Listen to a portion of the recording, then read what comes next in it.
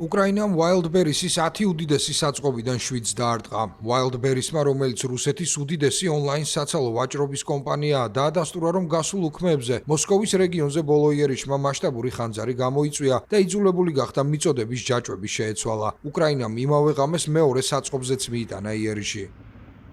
Начался эвакуация, я сразу побежал на этот.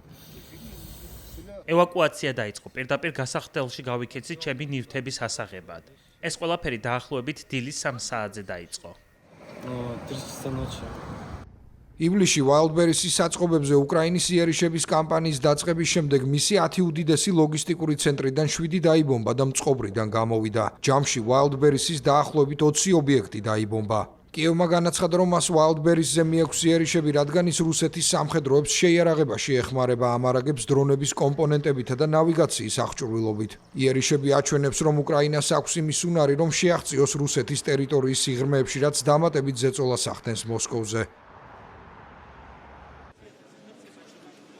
გერმანულ გაზეთ Die Welt-თან ინტერვიუში საგარეო პოლიტიკის ხელმძღვანელმა კაია კალასმა განაცხადა, რომ ევროკავშირი ამ შემოდგომაზე რუსეთის წინააღმდეგ უფრო მკაცრი სანქციების შეთავაზებას გეგმავს. მისი თქმით, ეს ნაბიჯი სანქცირებული რუსული კომპანიებისა და ფიზიკური პირების საერთო რაოდენობას 1/3-ით გაზრდის.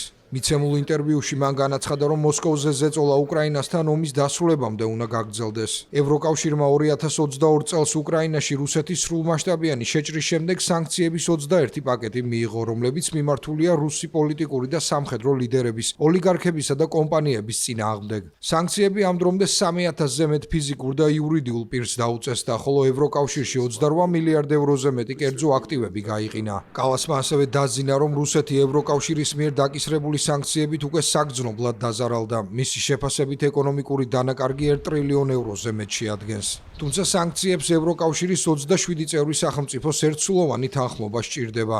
მიუხედავად ამისა, რუსეთის წინააღმდეგ ევროკავშირის სანქციების გაფართოების ბოლოდროინდელ მცდელობებს ზოგიერთი წევრი სახელმწიფოსგან, მათ შორის საბერძნეთისგან წინააღმდეგობა მოჰყვა.